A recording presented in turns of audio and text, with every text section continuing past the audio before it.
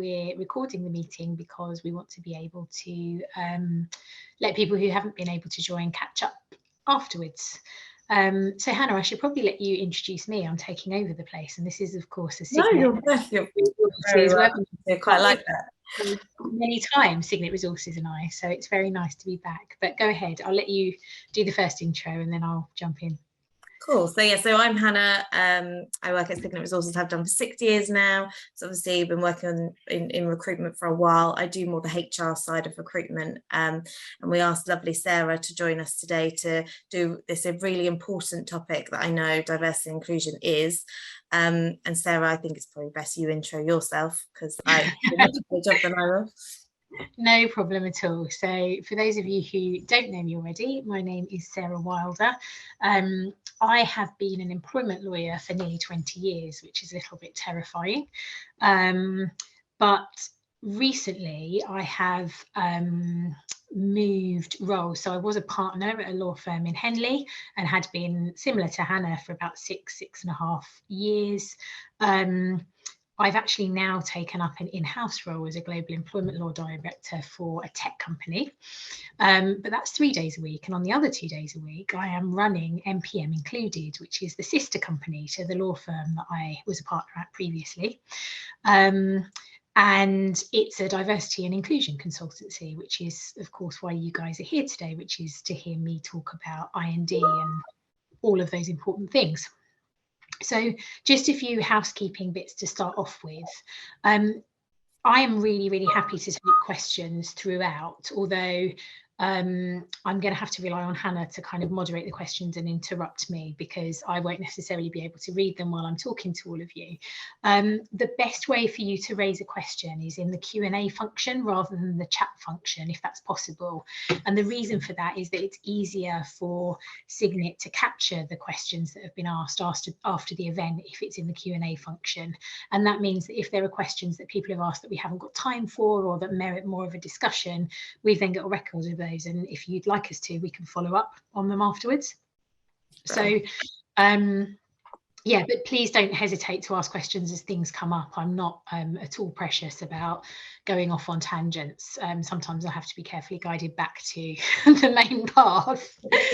And reference to a path is probably very apt because the thing that I want to talk to you about today is what I see as the DEI pathway and how to start to tackle DEI successfully in organisations. Now, I'm very conscious that Signet are a recruitment organisation and a talent organisation, and for that reason, when I get to the appropriate point, I'm also going to dive off, and Hannah and I are going to have a bit more of a chat about the recruitment funnel and some of the issues that she's seeing in her day-to-day work for her clients and candidates when it comes to DEI.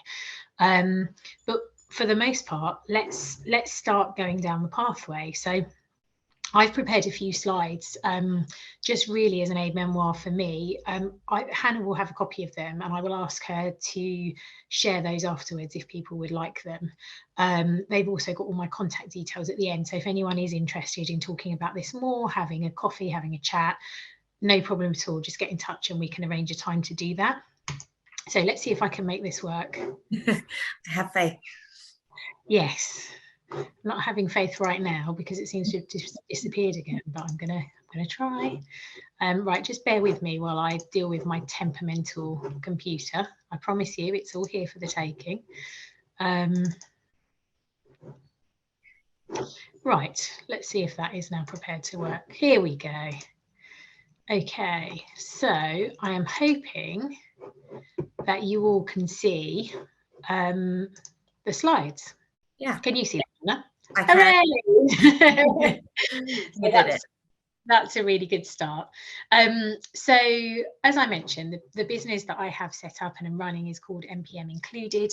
The reason for that, in case you think, what a random name, where is she coming from with that, is because the law firm that I worked for is called MPM Legal. So there's a synergy between those things, and Included, of course, because that's the nirvana, that's where we want everyone to be.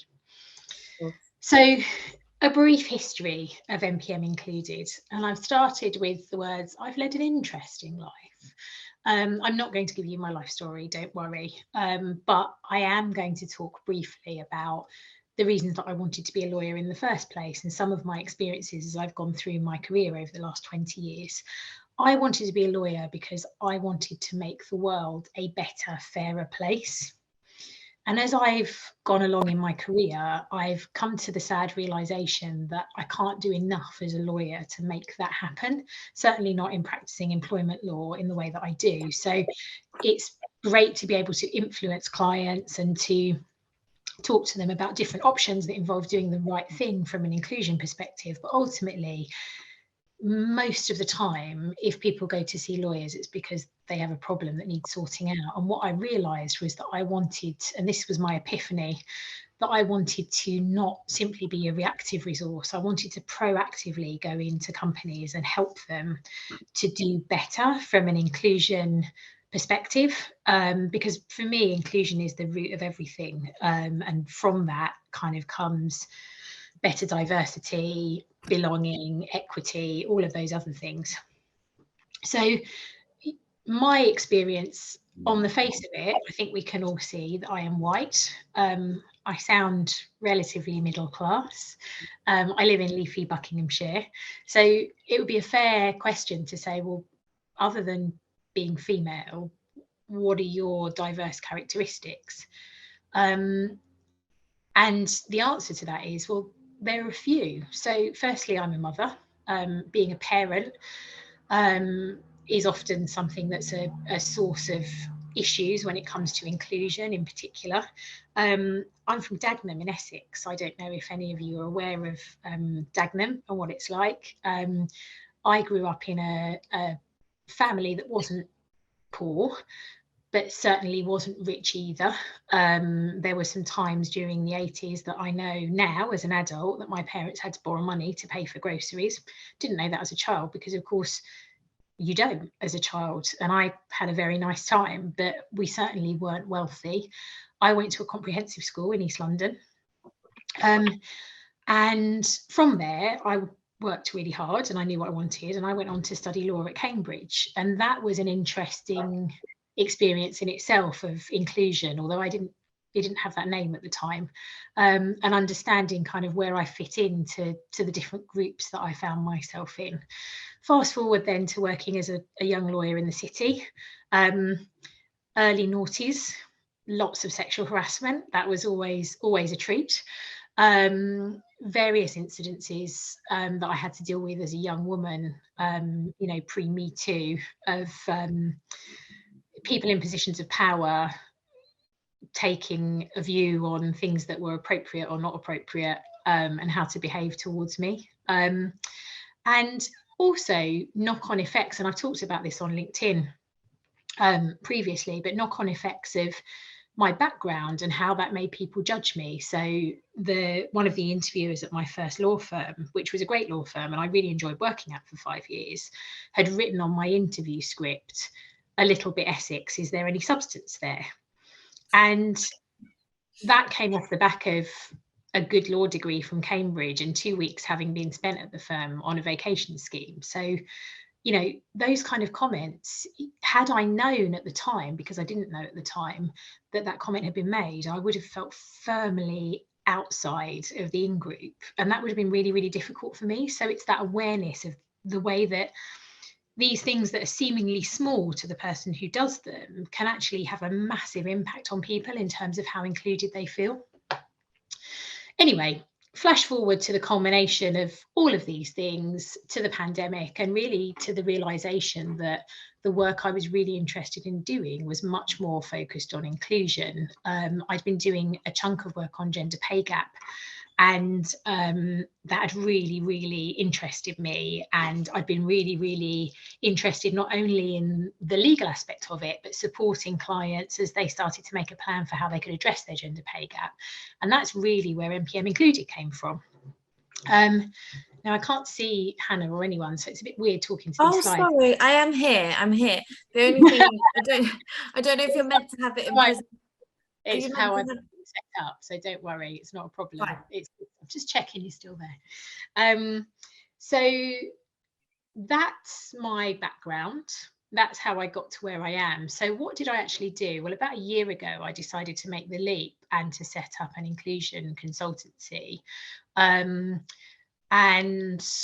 that's where MPM Included came from. And one of the things that really drove me to think about setting up this consultancy was there was a realization that there were a lot of people out there who wanted to do something about, I'm going to refer to I&D, but that includes DEI, DEIB, whichever acronym you're most comfortable with.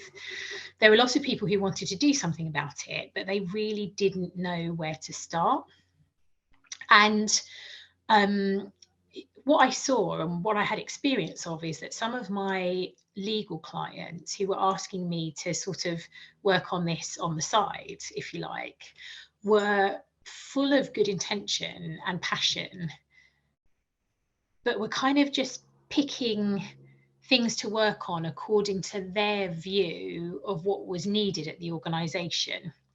And I guess, if we're honest, according to their biases, because let's just call it out now, we all have biases and we're all kind of focused. An example for me is that when I was pregnant, all I saw was pregnant women. But before I was pregnant, I never really noticed. So we're all hyper focused on the things that directly impact our journey and our experiences. And the particular client I'm thinking of had done some really great work around some gender issues, so particularly people who were non-binary and trans, and use of pronouns and unisex bathrooms, all of that good stuff. But actually, my question was, that's great, but why is it that you've picked in particular? Do you think that you have a problem there? And actually what transpired was that the person who was leading this work at the time was themselves non-binary. And therefore that was their particular passion. And that was the thing that they saw lacking in their business.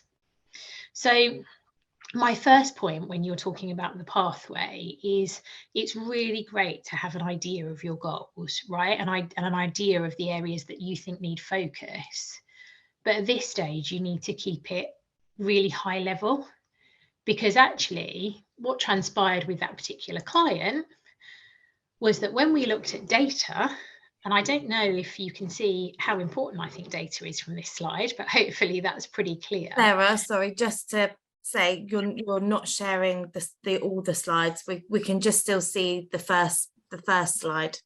Oh, how frustrating. I'm sorry. Let me try and maybe I'll do it without the slides so that I can see you all and we can send the slides around afterwards. Does that sound like a better idea? Go for it. Yeah, and then I'm comfortable that I can actually see you. So guys, sorry about that. I'm really sorry that you couldn't see that. Let me just, I'm going to put my other monitor on and I'm going to no, actually it's fine. I've got the slides down in the corner here so I can see them there. So yeah, what you should have been able to see is a slide that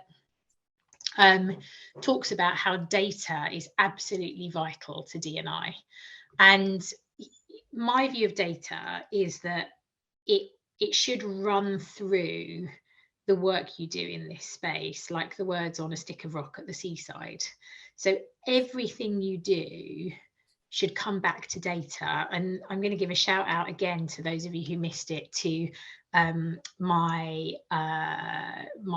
colleague and partner Rob Dagg, who runs a great company called Kinverse. And one of the things that Kinverse does, and the thing that we work together on, is that they run a SaaS platform that enables companies to do anonymous surveys on D&I topics. And we've worked together to build out a survey for the work that I'm doing. And to take that back to the client I was talking about before, who'd picked up on the kind of trans and gender non-binary issues as their key focus, when we looked at their data, they didn't have an issue with that at all. What they had an issue with was age and race. But it's really, that's one of the reasons why I really think that although it's great to have an idea of where you'd like to get to and what good might look like for your company, you've got to be prepared to adapt that, because the results of the data survey that you do might actually result in a realization that those aren't your issues at all. And for those questions, though, do you have sort of a standard set of questions, or is it something that you talk to the business about and understand maybe a bit more, or are they just generic, if that makes sense what I'm saying? Sorry, say that again, Han. So sorry, the questions that you ask to gain the data, are they generic questions that you've got, you know, that sort of fit every organisation, or do you tailor make them? So we've created a survey that is intended to get to the bottom of the D&I issues without being bespoke. And the whole reason for that, again, is as soon as you start looking at being really bespoke, you're already letting individual biases as to what the organisation's issues might be into the forum, and that's not where you want to be. So we do have the scope to play around with some of the inclusion questions, for example, a little bit, but we ultimately want to have a really, really open-minded approach, because what that often throws up is that another client that we've worked with quite recently, their HRD was absolutely convinced that they would have an issue in terms of socioeconomic background, and she was right. But what she hadn't twigged was that the other thing that came up completely from left field was, again, age. So it's really, really important to have that kind of, okay, so this is where we think we are, but let's look at the data and then let's revisit. And it's probably worth me talking a little bit more about kind of that survey process and the questions we're asking, if that's all right.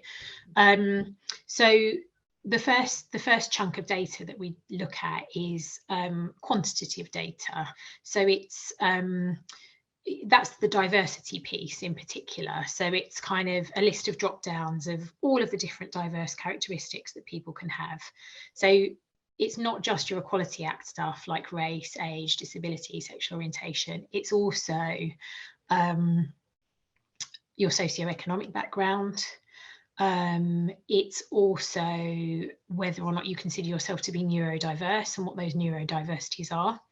And there's actually quite an important point from my perspective on neurodiversity, because I think historically neurodiversity has been seen as a pathological issue, so a medical issue, whereas actually now I think there is much more of a focus away from medicalising conditions like ADHD, dyspraxia, dyslexia, autism spectrum disorder, and actually kind of saying, okay, I'm not going to medicalise this. I'm going to perhaps look at this instead as actually an advantage. Is this a skill set? Do people have a skill set? Does that create a skill set that I really need in my business? Just on the slides, there's really not very much on them that they're simply pictures and a visual aid for me, so please don't worry about not seeing them. We'll pass them around afterwards. It's potentially a distraction more than anything else, so don't worry about the fact that you can't see them. You will get to see them, I promise, and then you'll think, what was the fuss about?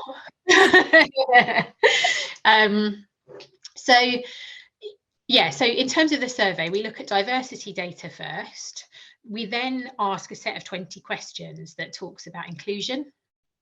So that's a sliding scale of how included you feel. So do you have this particular characteristic? And if you do you feel that you're included in your workplace? And we look at that from both a managerial level, so like a kind of micro team level, but also a macro across the organisation level. Do you feel included? Are you able to be open about who you are? And that's really, really important when you think about bringing your whole self to work. There are all sorts of studies that have been carried out about how utterly exhausting it is to have to present a facade. And what happens if you've got people who are focusing a lot of their energy on pretending that they're fitting in with the in-group when actually really perhaps they don't? All of that energy that could be focused at productivity is actually focused at pretending to be someone they're not. So there's like a huge opportunity there for people to be able to really, really kind of bring their whole selves to work and everything they've got to offer, rather than having to fit into whatever the cookie cutter mold might be if it's not an inclusive workplace where they feel that they belong. The last thing we do when we're doing the survey is we have like a free text box, and because I'm a lawyer, I have all sorts of caveats in there, kind of saying, this isn't a grievance, you're not raising a grievance, please be aware that you're not raising a grievance, I can't treat this as a grievance, because actually you've got to be really careful about grievance and whistleblowing when you're talking about this kind of stuff. But having hammered that point home, it then gives people an opportunity to talk about moments they've experienced that are what I call inequality moments. So, you know, the time, all the times when the working parent has to dash out the office at 4:30 to pick their kids up, and someone makes a comment that actually they think is really funny and probably doesn't even occur to them that it's upsetting, but for that individual it makes them feel self-conscious and like they're doing something wrong. So, you know, just an example from my life of things that have happened to me. And are these anonymous though, or do they have to give their... They are completely anonymous. So what you have from a legal perspective is that you have an issue with the GDPR if you capture what's called special category data. So anything that is race, sexual orientation, disability, you're not actually allowed to process that data under the GDPR, which includes kind of storing it on a system where it's identifiable data. There's no exemption under the GDPR and the Data Protection Act that allows you to do that. So the whole point of this survey is that you, as an employer, you receive a link, you send that link out to all of your people create a unique ID, and then that unique ID is what's used to deal with all the data. So the only people, or the only person who could really reverse engineer to find out who those people are is the technical expert at Kinverse. I don't get that data. Nobody else gets that data. The employer doesn't get that data. Therefore, people are assured, and it's explained to them in advance, this is all completely anonymous, and because that's really important, right? And in my experience, even with doing all of that reassurance, and I do some familiarization work at the beginning as well to talk to people about what we're going to be doing, why we're doing it, what some of the terminology means, etc., etc., people still feel really nervous about giving that information. So what I tend to find is that I get, for a first survey, I normally get about 65% of respondents, and they won't always respond to all questions either. But then what you find is if you take that data and you build your strategy off the back of it, and I'll come to talk about that in a minute, and then having built your strategy off the back of it, people see action. When you next do a survey, which I normally recommend is a year later, because you've got to give this time stuff to bed in, you get like an 85% run rate, because people are like, oh, okay, no, they're actually doing some stuff with this. It's not just a box ticking exercise. And that's a really important thing about DEI. It's not a box ticking exercise. You have to actually do some real stuff, some real change. Invest, don't you? 100%, yeah, and we'll come on to talk about that. But the first thing that's vital, as I've said, and you can see my pretty pictures when you send the slides around, is data. Other than the data I've talked about in the Kinverse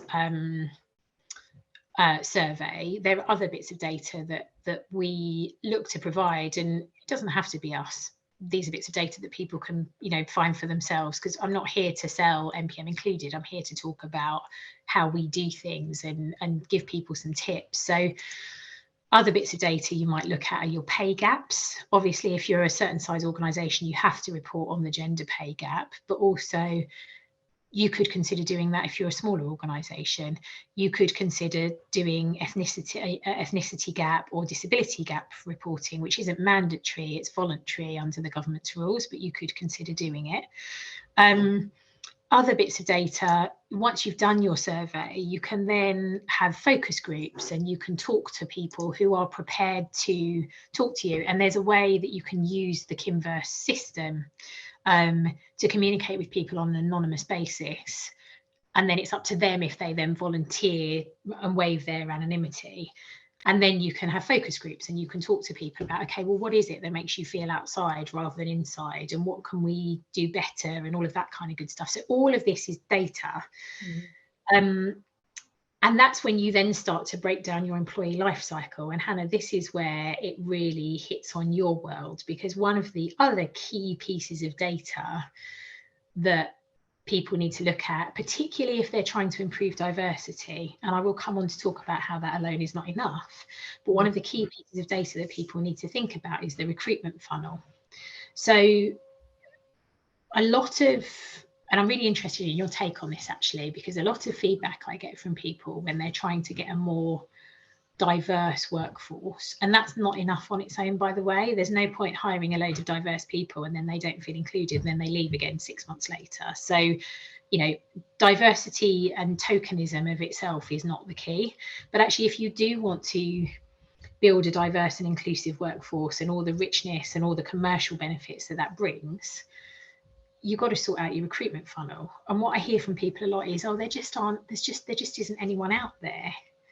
Now, I find that really difficult, because I think that we are used to fishing in certain ponds, but that actually, if you start to broaden the kind of sort of people that you work with, the areas that you're looking in, perhaps the specialist press or trade press that you're advertising in, I think that actually there are people out there, but perhaps they are not coming through a traditional route. But you're a recruitment expert, so I mean, what's your view on that? No, I think you're right. There are specialist areas now where you can go. I think I said to you, I've said with my colleagues the other day, actually, we're discussing different avenues, because yes, you've got your Reed, your Indeed, your LinkedIn. Obviously there you can't, well, you could be biased on LinkedIn. Obviously there's pictures a lot of the time, but there's nothing really to indicate anything. You know, you don't know gender, age or anything. People can judge a lot on names, and I think that's another thing we sort of spoke about. It's really interesting. But there are actually LGBTQ platforms where people do upload their CVs to now. There are disability ones as well, and it's whether you go out there and actually look for those. But then I think I discussed with you before, Sarah, is that you being consciously biased, or is that you being diverse and wanting to look in all different areas? As long as I guess you cover all of them, then maybe that is being yeah, that's what you're going to say. That's the trick, I think, because when we talked about this before, there is a really important line legally between positive discrimination, which is unlawful, and positive action, which is not unlawful. And positive action is where you have a particular minority group that is lacking.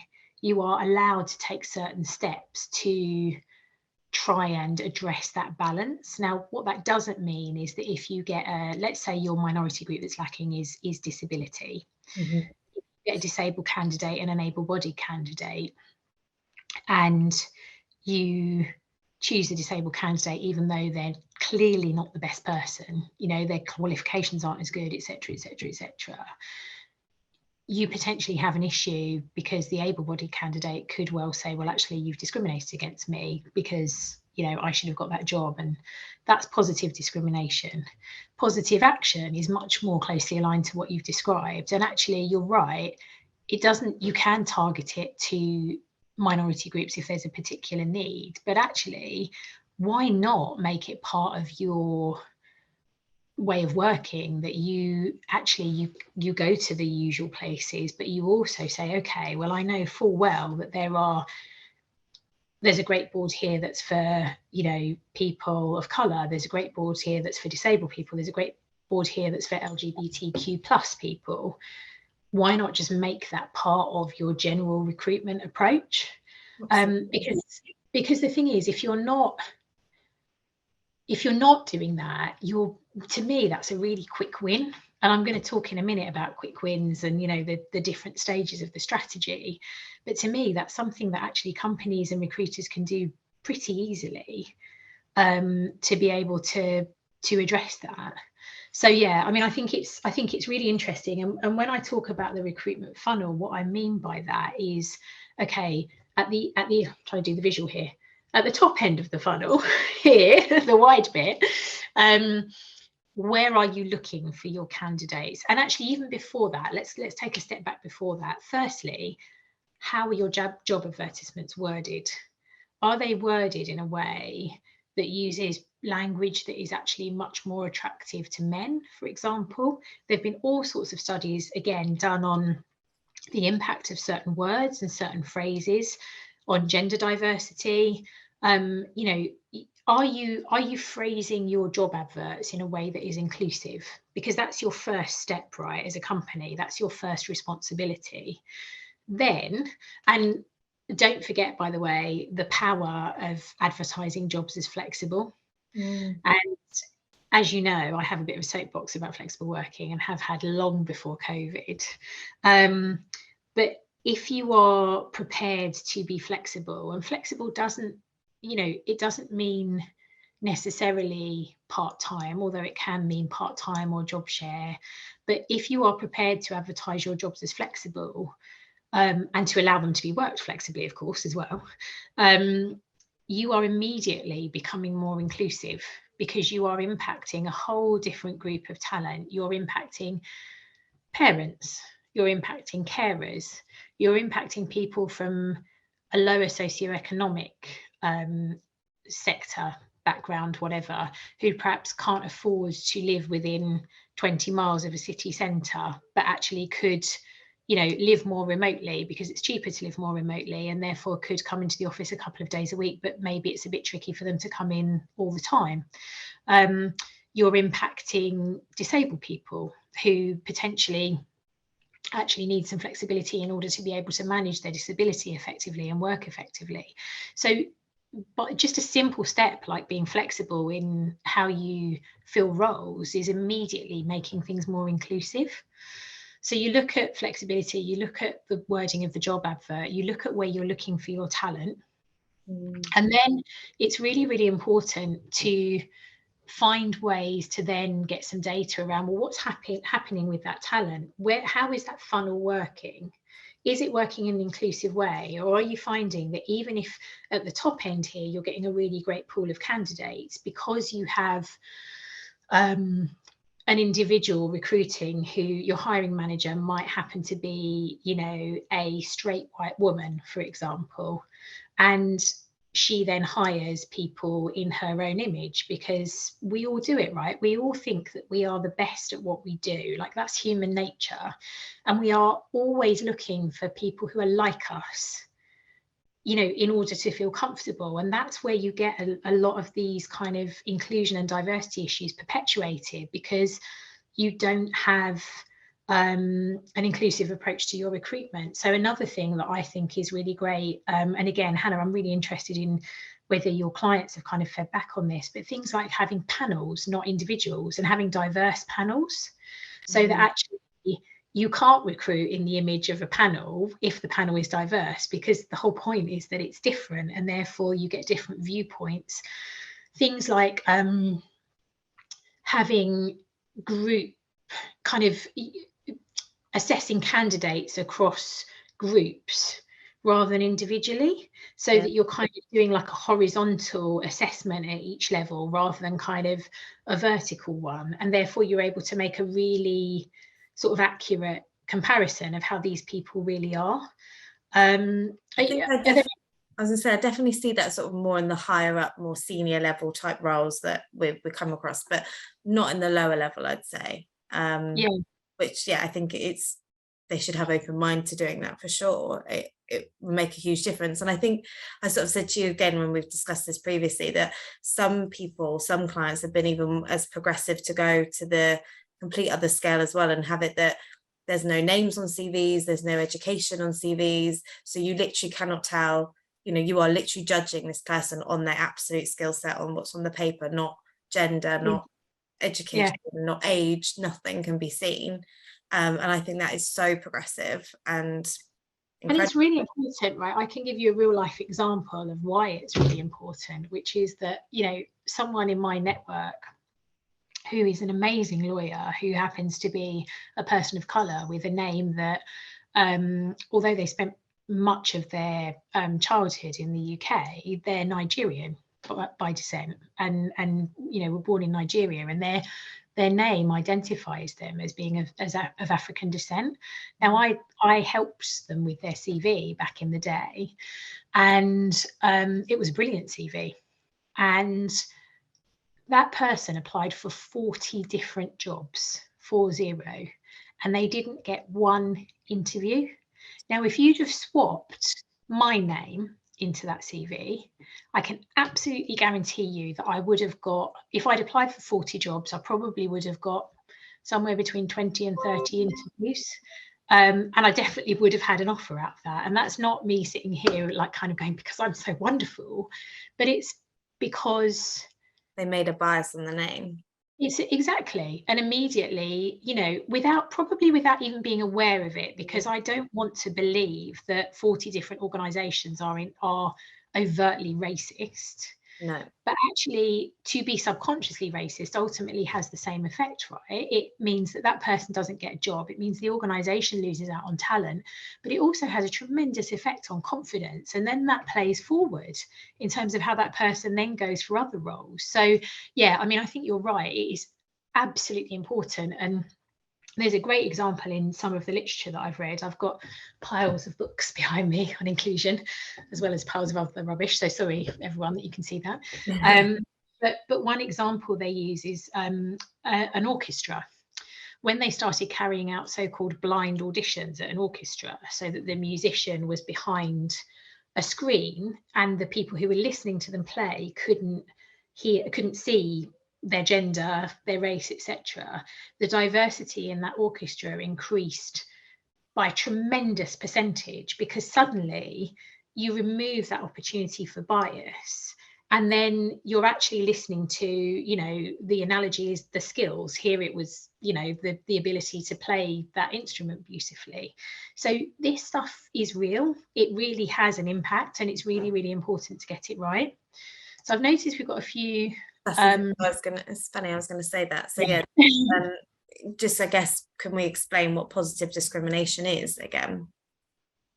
Yeah, so explaining positive discrimination. So positive discrimination is making a decision to do something in relation to an individual with positive intent and positive outcome, but you are making that decision based on their characteristic, their skin color, their gender, rather than their skills. So if you had, you know, let's say you had let's make it simple, a white woman and a white man both going for a legal role. The white man had better experience and better qualifications and was a better fit for the role, but the white woman was still reasonably good and could do the job, but you have a gender quota that you need to fill, and therefore you chose the white woman over the white man. That's positive discrimination, because you're not actually choosing the person who's the best fit for the role. You're choosing the person who fulfills your agenda, and that agenda can come from a really good place and positive intent, but it's still discrimination.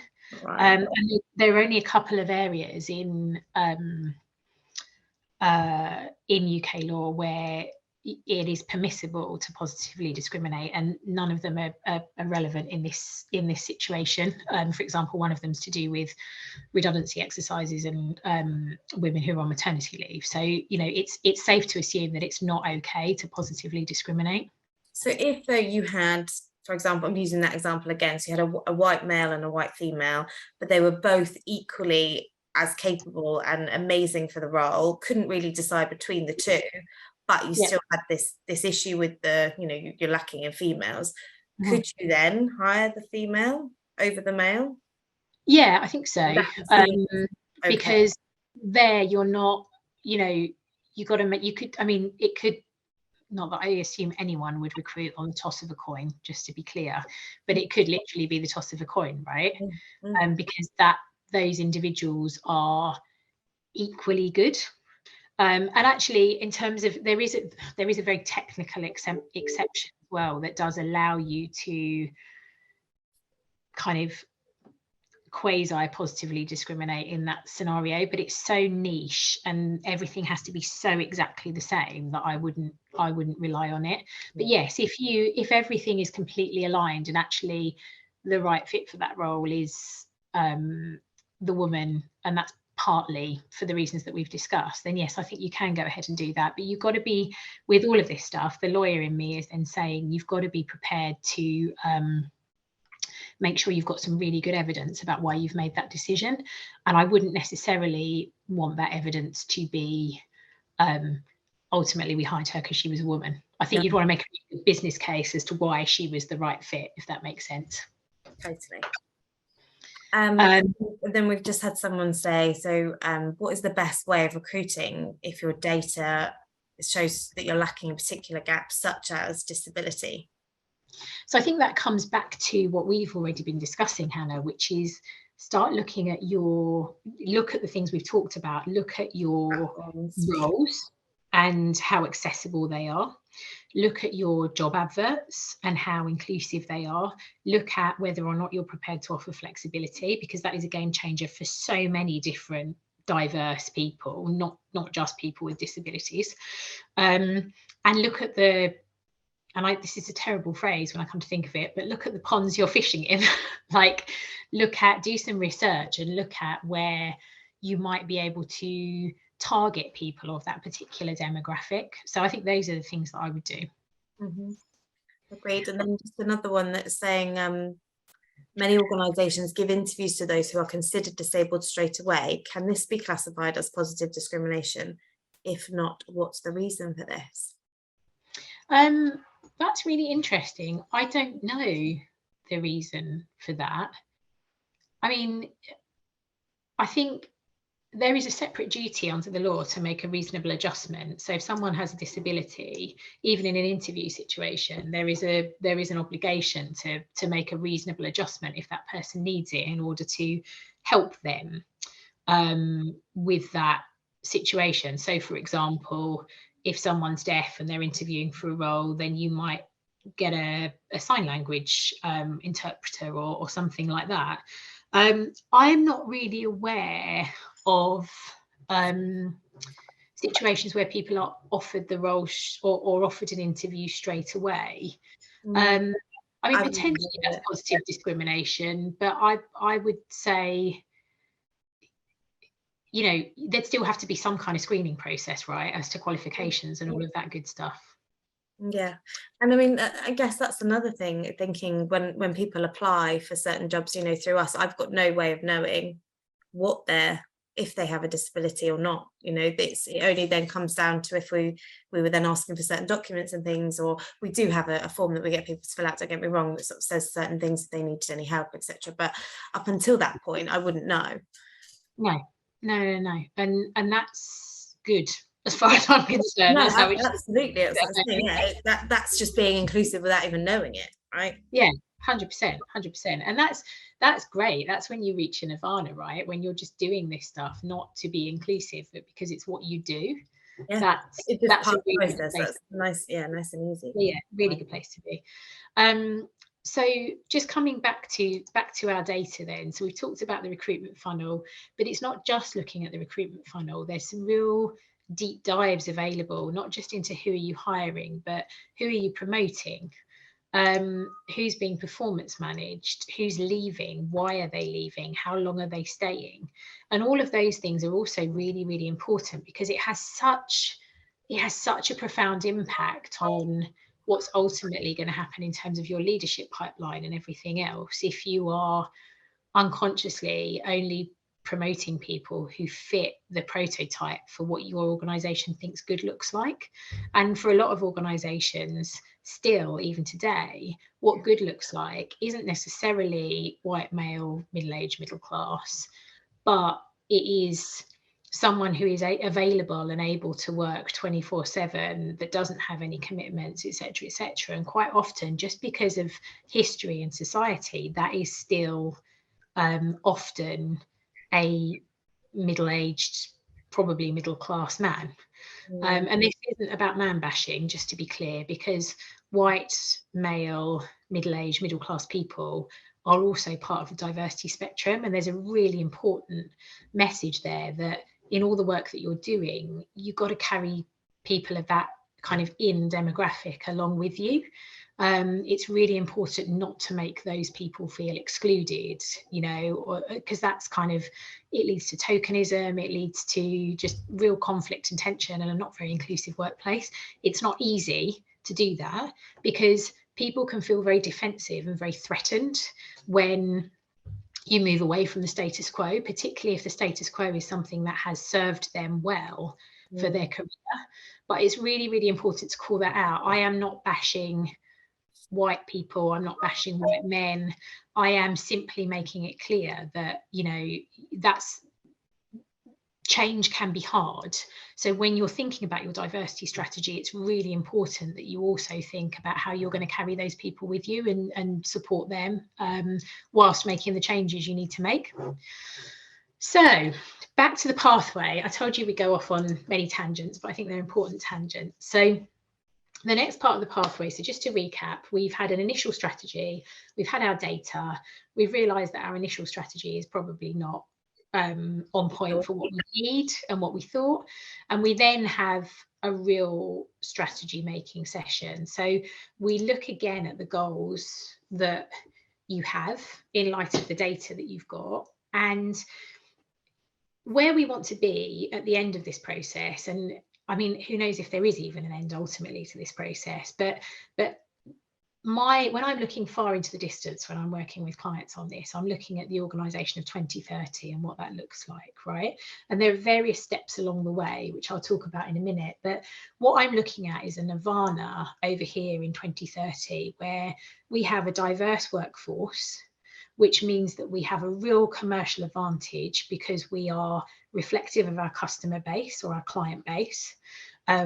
We have top talent because top talent is not only one demographic, it's all sorts of demographic. We don't have groupthink, so we have real innovation and creativity. But that diverse workforce that helps us to achieve all those things is also incredibly high performing because it feels included and it feels comfortable that it can be itself at work and not have to hide part of its personality or part of its, you know, inherent being. But it also feels that it belongs. So inclusion and belonging are two slightly different things. And there's a lot of buzzwords around I&D. And so I can only talk to how I see them. But for me, inclusion is the kind of work that you do to get people to kind of feel that they are part of something. So, you know, you look at your practices as an employer and you look at things that might make people feel sort of outside of the circle, and then you break those barriers down. And belonging is something else. Belonging is when you've really hit the sweet spot on your culture as an employer and people are really drinking the Kool-Aid and they are absolutely loving being there because they feel included. There is a wide mix of people, you're achieving great things, productivity is great, the company's doing really well. And that's the nirvana, that's what we're looking for in doing this work. But to get along the way, you have to make a plan and a strategy. And one of the things that I say to people is you're going to have to choose your priorities, because the likelihood is that the data is going to throw up quite a large number of areas that you need to look at, but you can't look at all of them all at once, because if you do, you are going to set yourself up to fail. So what I generally say to people is probably pick three areas that you want to be a real key focus for at least the first part of your plan.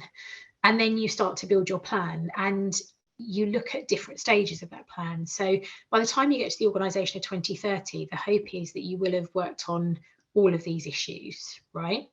But initially you're looking at, okay, I'm going to pick 3 issues. And the first thing I'm going to look at is I'm going to look at quick wins. What can I do like literally in the next month that is going to make a difference to people? So for example, a really easy example,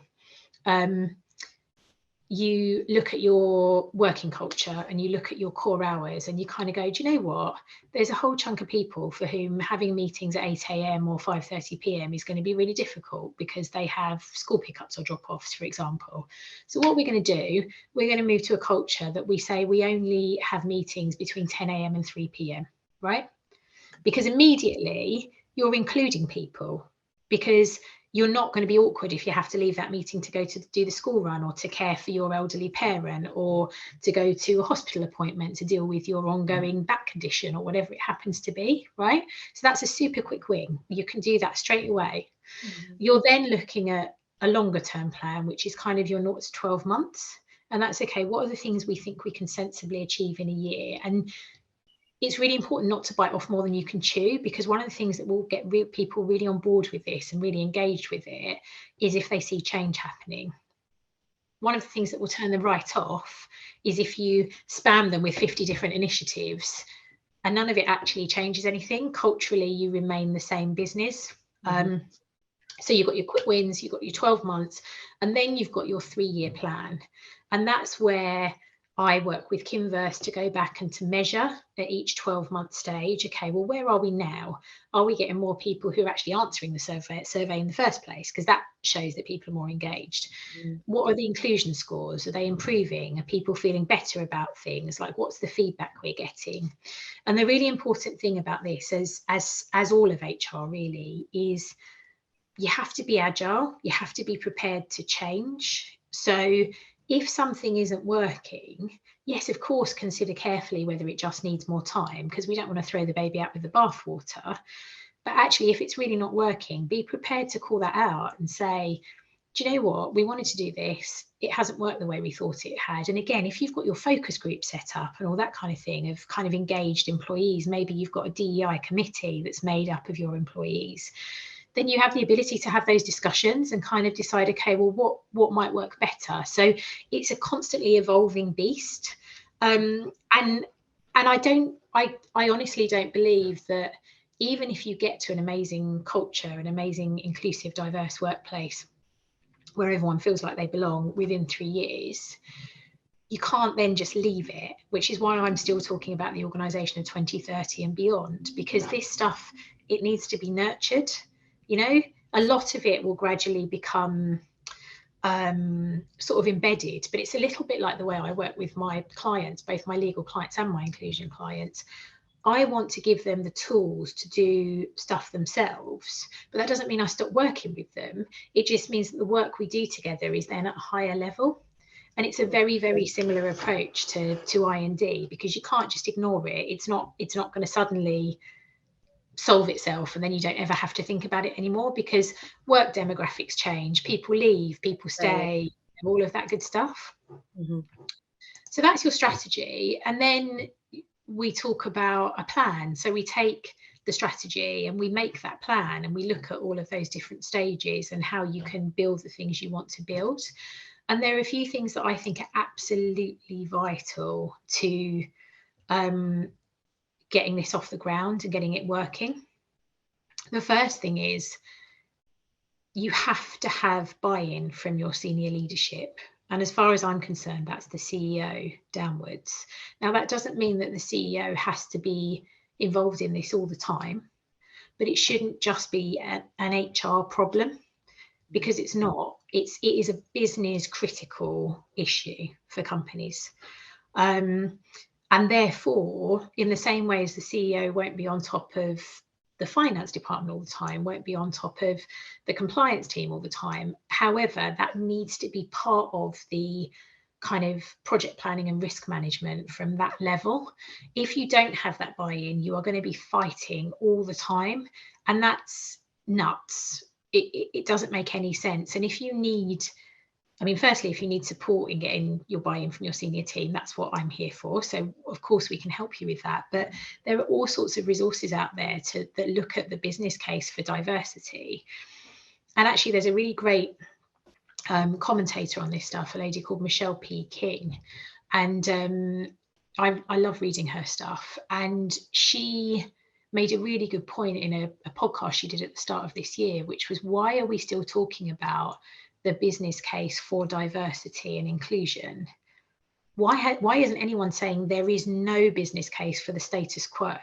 It's so obvious when you look at the research that's been done by McKinsey and Accenture and the other big consulting companies, that getting inclusion and diversity right is commercially a really lucrative thing.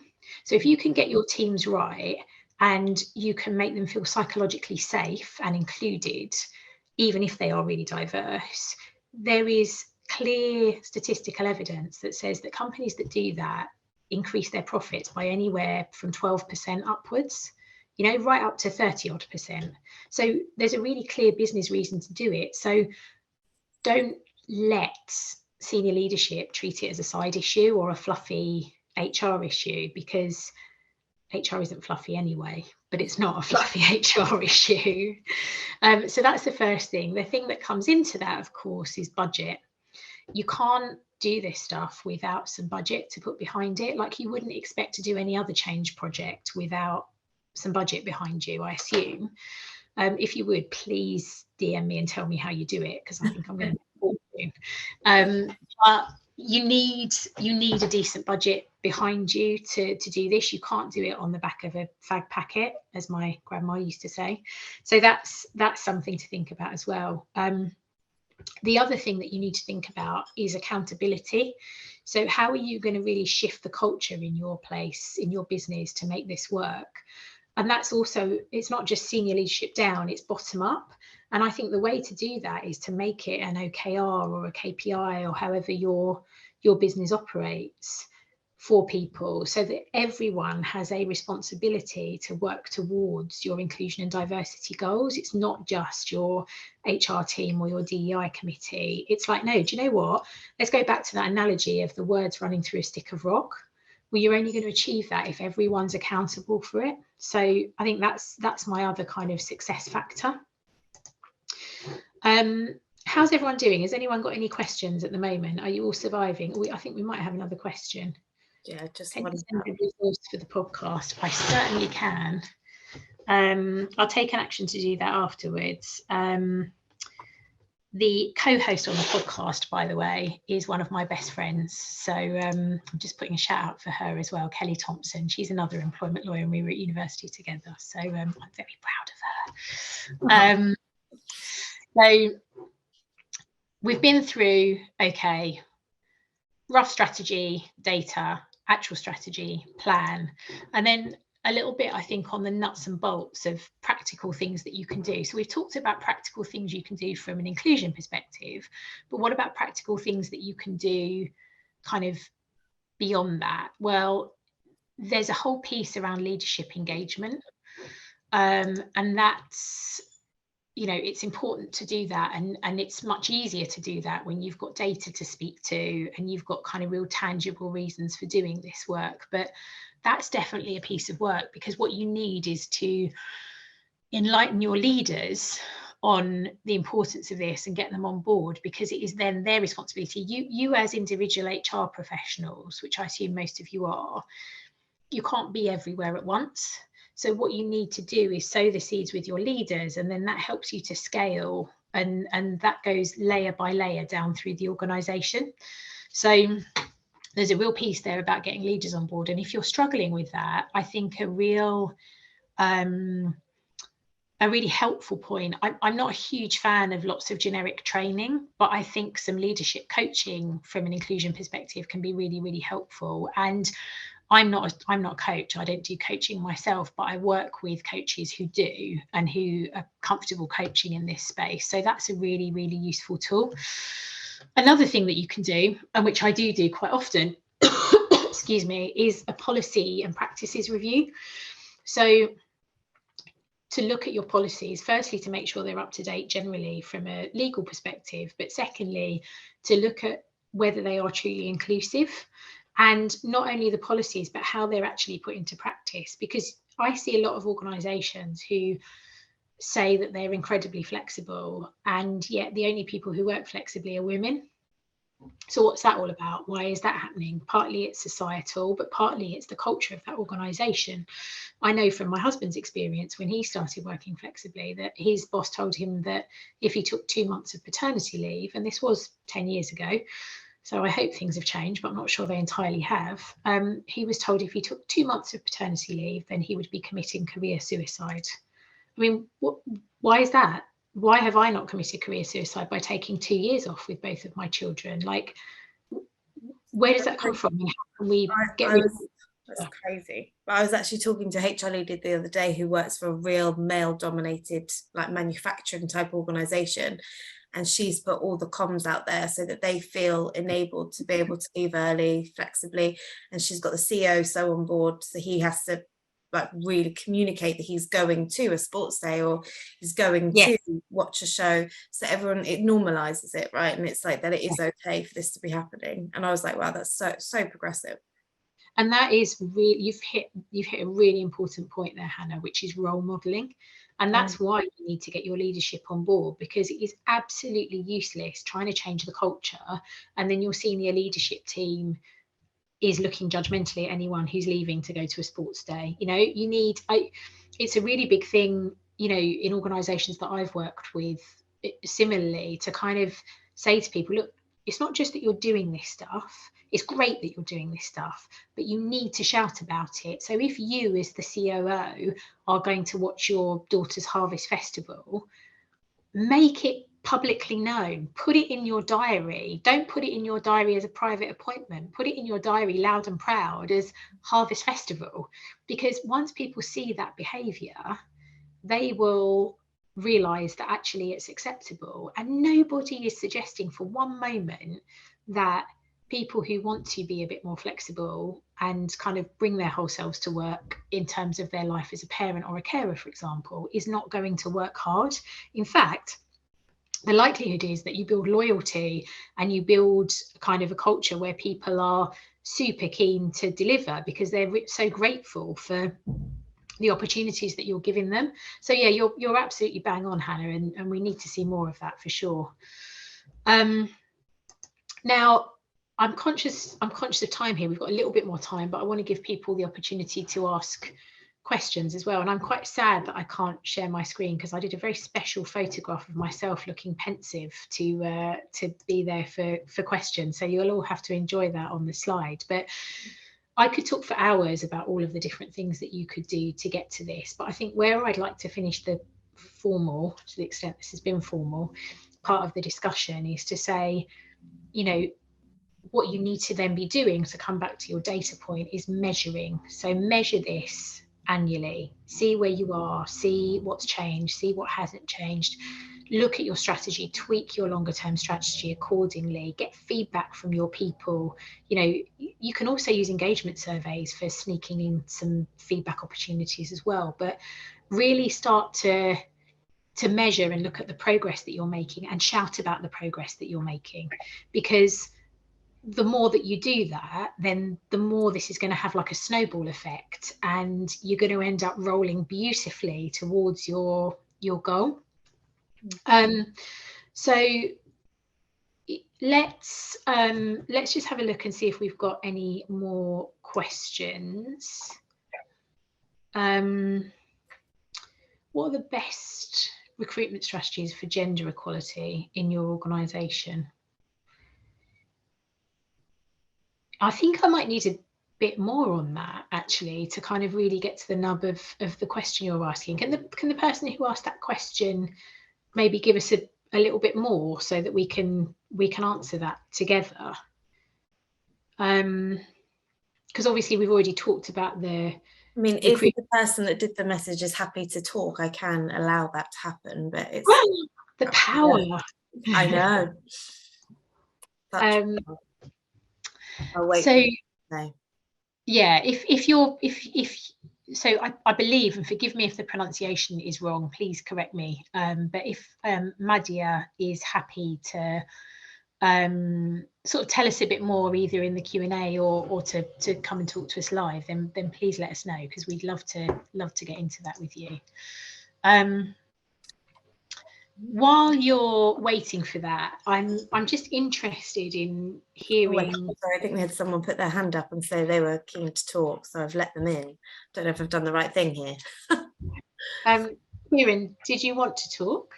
And if so, are you happy to come on camera and be recorded? Maybe not. Maybe not. Yeah, so maybe we won't. go with Kieran right now. So yeah, one of the things that actually I was quite interested in, and Hannah and I have been chatting about before the session, was what people think is most important in this space. And to an extent, I've probably given a very clear steer of what I think is important. But we had a little poll, didn't we, Hannah, just to see what's most important. So did you want to run that poll? Yeah, absolutely. While we're waiting to. And I think again, I don't know if I'm going to pronounce it right, so I do apologise, but I think Madhya is up for talking, it seems. Hooray! Thank you, Madhya. So let's do the poll quickly. So let's just give a minute or so. What do you think is the more important? And it's a single choice answer. And your options are diversity, inclusion, equity, or belonging.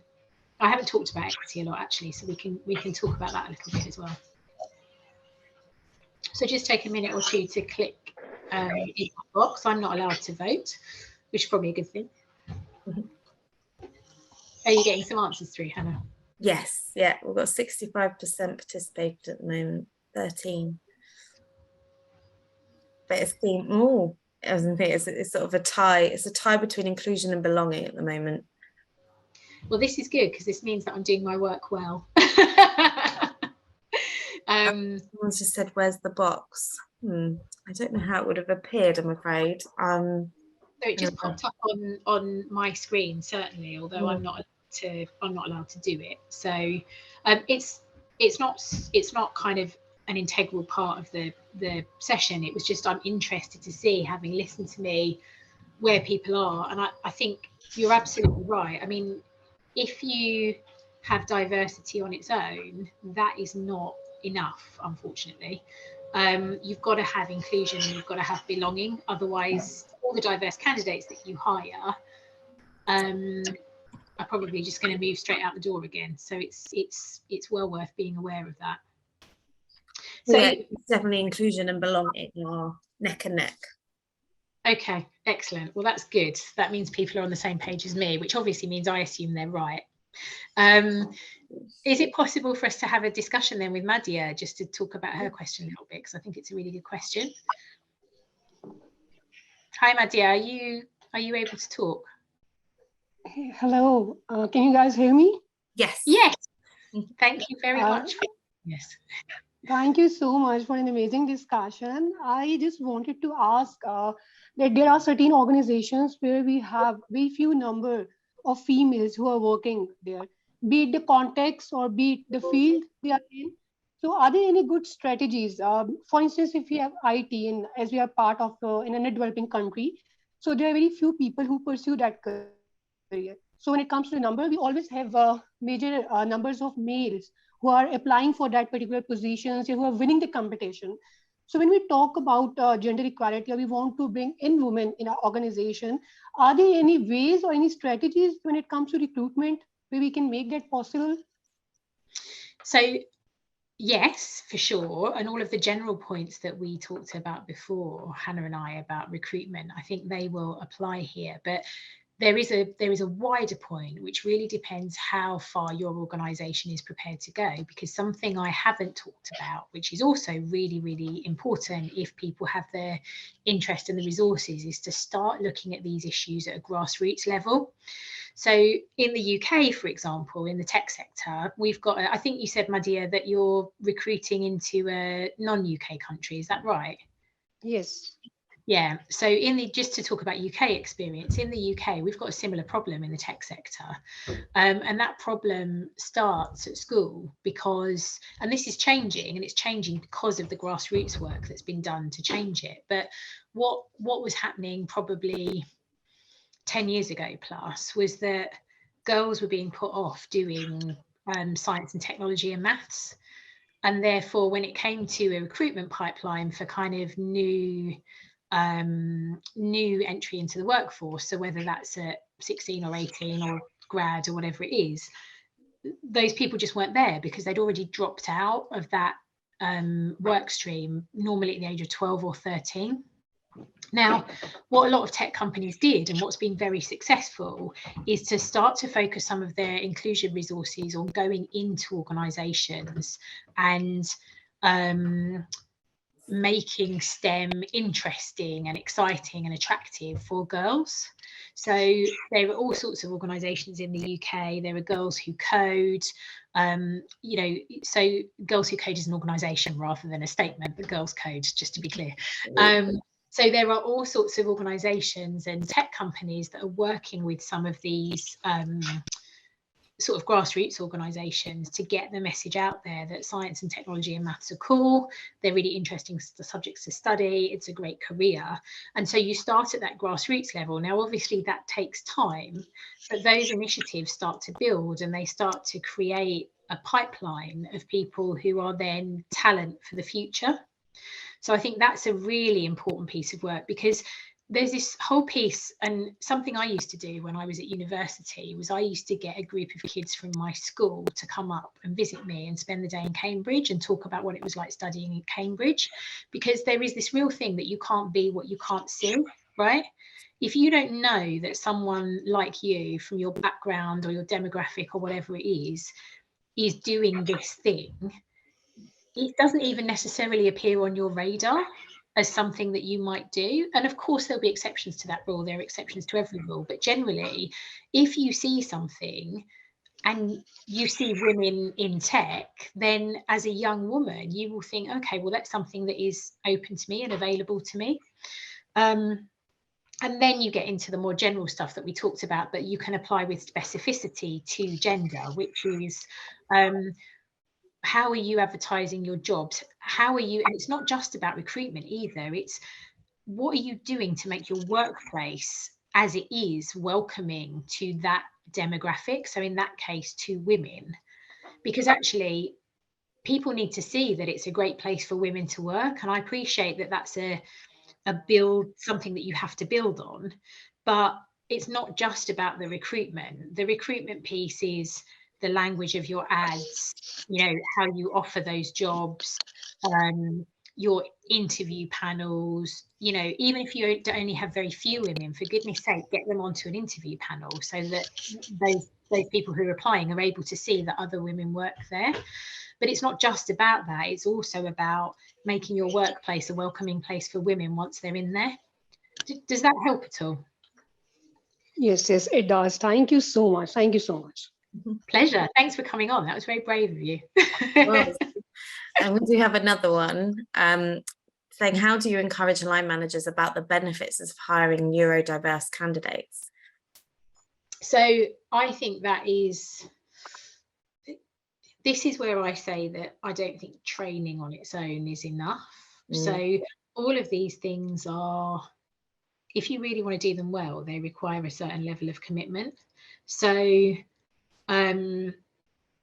there's a piece around familiarization. If you are someone who is not used to interacting with neurodiverse people, then there are organizations out there who will come in and will talk to you about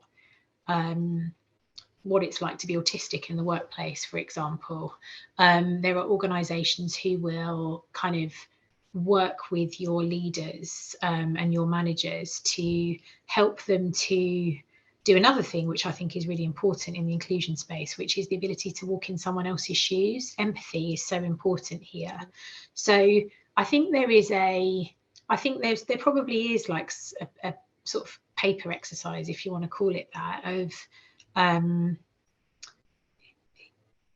kind of espousing the virtues of some working with neurodiverse people and all of the things that they can bring. But I don't think that's enough on its own. I think you've got to have familiarization. You've got to get people more comfortable in this space, right? And you've got to be able to have some honest conversations with people as well. Like, there is a lot of discomfort in the inclusion space, because the obvious question for that line manager is, well, isn't that just going to be a load of work for me, having to manage someone who's autistic or dyslexic or whatever it is? But they might be afraid to ask that question, because let's be honest, it's not a very politically correct question to ask, is it? So it's about giving people the psychological safety, in this case, the line managers, the psychological safety to ask those questions and you know, and that's where kind of working with organizations that are specifically set up to help in this space is really great, because it gives people a safe place where they can say, you know, but isn't that person just going to be really difficult? And actually what you find when you're dealing with neurodiversity is that again, you can't just plop a neurodiverse person into a team and expect it all to be fine. There is work to be done with the line manager, with familiarization and empathy with the team about how that person might like to work. But that's not actually limited to neurodiverse people. You guys, I'm sure, will be really familiar with a lot of the work around high performing teams and actually the different attributes that different people bring to a team, which doesn't have to be about being neurodiverse, but it is about understanding how your team works and how to get it to perform at its highest level. The other thing that you need to think about with neurodiverse people is, how do I make this workplace a place that someone is comfortable working? And there's some fantastic work that BBC Wales have done on this. They've basically had an architect design a building. You can look all of this up online. In fact, I'll try and find a link to share with you on this as well. But they have basically designed a building that is accommodating and friendly for neurodiverse people. Amazing. And there's a really important point there, which is another thing that I sort of has become one of my buzzwords. You've got to remember in all of this work, the idea is that by getting inclusion and equity and belonging right, the analogy that I always use is the boats at high tide. You're not just raising up that neurodiverse group, to use this example, you're actually making a workplace that is better for everyone, so everyone rises. So it may be that some of the changes you're making in order to make things more kind of comfortable for your line managers when it comes to working with neurodiverse people are specifically aimed at that issue and resolving that issue. But it may be that in doing that, you create a group of more empathetic, more knowledgeable, more inclusive managers generally, and therefore those changes benefit everyone. And that's again one of the sweet spots of inclusion, is that you create changes that help everyone. And it just so happens that they might be specifically intended to target a particular group, but actually they're great for everyone. And that's a really important point to remember when you get that pushback again from the kind of in-group that says, well, this has always worked for me, why should we change? It's the education piece around, well, actually, it might have been the case that you've never gone to watch your son play rugby, but wouldn't you like to? Because it's available to you as well. So it's that kind of piece. A bit of a tangent there, but I hope it answered your question a little bit. Hopefully. I actually had a question, if that's okay. Well, I can't see if there's any other questions at the moment, so I thought I'd go for it. I wanted to ask a bit about pronouns and why, you know, I've seen a real influx on LinkedIn at the moment, and like, why is that an important thing to do? What makes people do it, I guess, and like, should I be doing it? That's a really, really good question. And I actually had a little discussion on LinkedIn recently with a lady who had written a piece around why she doesn't use pronouns and why she doesn't think that she should have to. And she got an awful lot of backlash about it from particularly the trans community. I don't agree with her, but I did kind of say to her, look, I think what you said was interesting. I don't agree with you, but I think that what you said was interesting. And it's good to have the opportunity to see those different viewpoints, because something that there is a real danger of in inclusion work is that you end up in a bit of an echo chamber where the people you connect with in LinkedIn, the people you talk to, all think the same way you do, and they all think inclusion is a marvelous thing. And then you lose the ability to be objective about it. And pronouns is one of those issues. So I do use pronouns. And the reason I use them is because I read a really interesting piece, and I will try and find it again, by a barrister that I worked with in my previous life, who is openly trans. She's a trans woman called Robin Wright.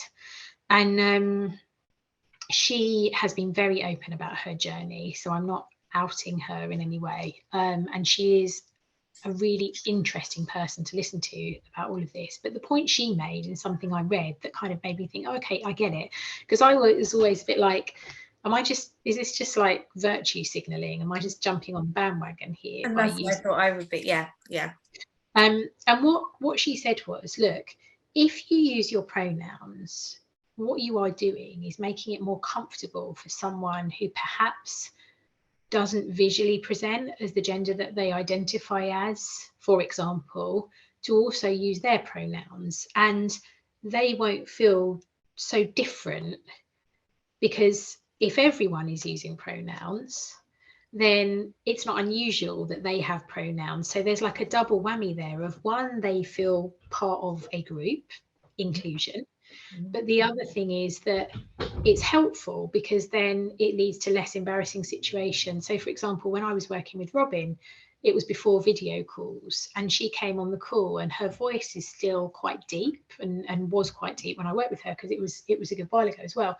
And so she just dealt with that straight away. No one could see her, and she dealt with that straight away by saying, look, I just want to call out that when you see me, I'm going to be different to what I sound. And she kind of just explained, her position. Now, not everyone who is trans or gender non-binary is going to feel comfortable doing that.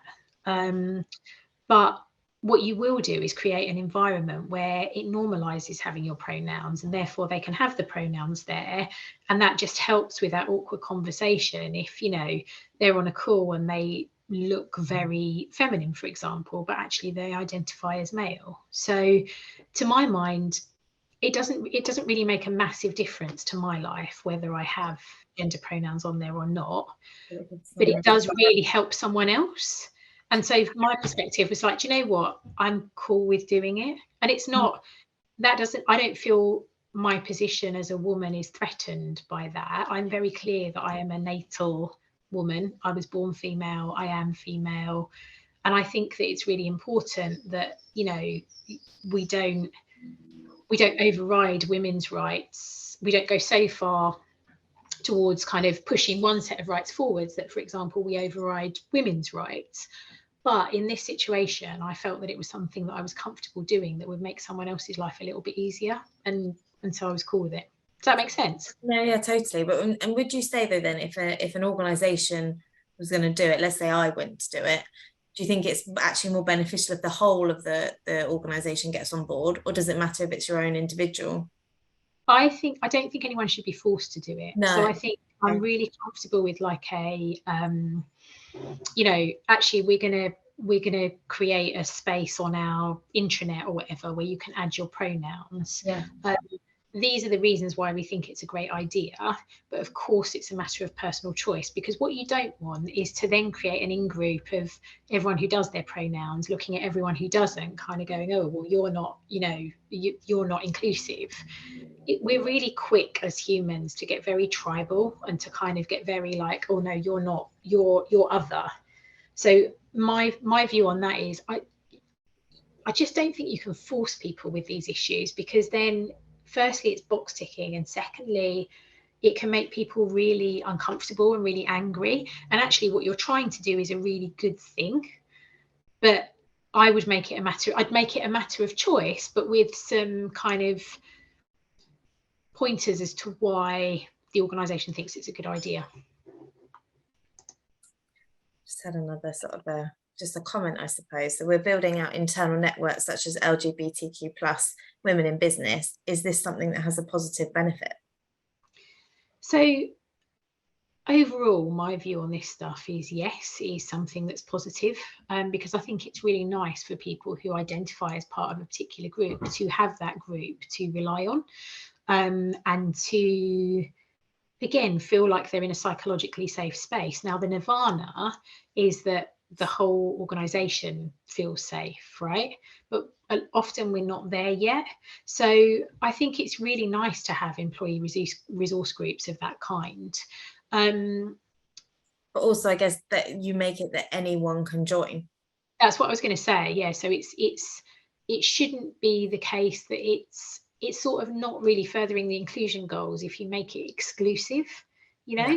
So, and also you then think about things like allyship, like, are you enabling people to act as your allies if you're in that group? If you say, well, you can't come in unless you are, insert protected characteristic, you know, gay, female, whatever it is, that's not okay either. But it does tend to be, yeah, and it does tend to be the case that those groups work really well when they are supporting underrepresented minorities, because it gives them, like I said, a psychologically safe space. It can be a little, I mean, I haven't yet seen an employee group, resource group, for example, that's for kind of white middle-aged men.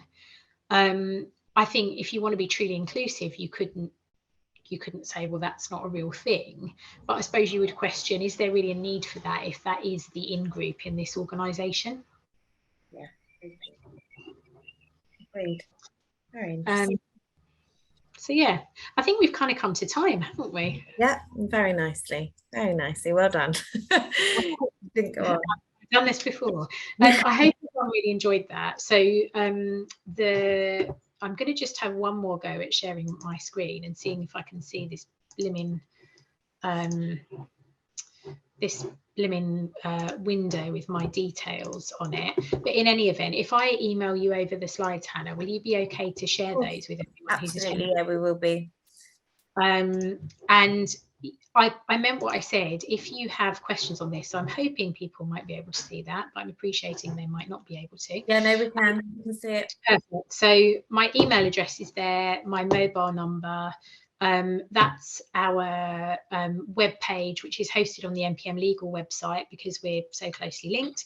And that's our LinkedIn page, where I can be found individually and as part of MPM included regularly, what I like to so delicately put as gobbing off on inclusion issues. So please feel free to connect with me on LinkedIn to kind of get in touch. And if you want to have a chat over coffee, you know, no obligation, half an hour, grab a coffee, have a chat through some of these issues, please get in touch. I'm really happy to do that.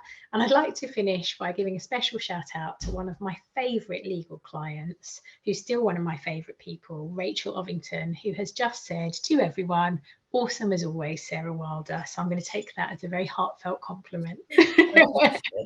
Yeah, thank you so much, Sarah. It's really interesting. I feel like I could talk about this forever as well. I think it's just such an important topic, and you know, one that's very close to my heart, because it's so there. It's never, you know, it's involved in everything, all to do with everything we do. And look, I should say again to you, and especially you, but to everyone at Signet, thank you so much for inviting me. It's always lovely to talk to you guys. Really Let's plan the next one. Yay, please. Thanks, everyone. And are you going to make the recording available? That's the I will. Yeah, I think I'm going to start looking into this the Spotify account that I was telling you about as well. So we're going to start sharing a lot more info on there, and a lot more of our webinars and things that we're going to be doing now. So yeah, watch this space. But yeah, we'll definitely share it. Good stuff. All right. Thank you, everyone. Really appreciate it. Thanks, Sarah. Take care. Bye.